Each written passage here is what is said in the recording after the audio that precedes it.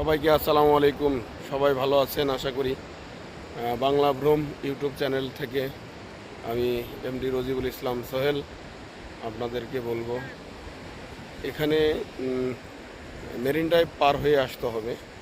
আসার পরে একবারে শেষ প্রান্তে এখানে এত সুন্দর সাগরের পানির ঢেউ আসতেছে, সাগরের পানি জোয়ার আসতেছে, এটা দেখার অন্যরকম একটা মজা।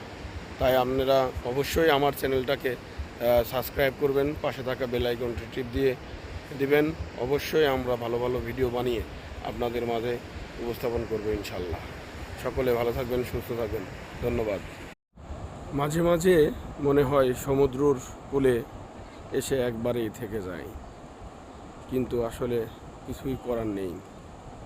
সব সময় তো মনকে আর রাখা যায় না।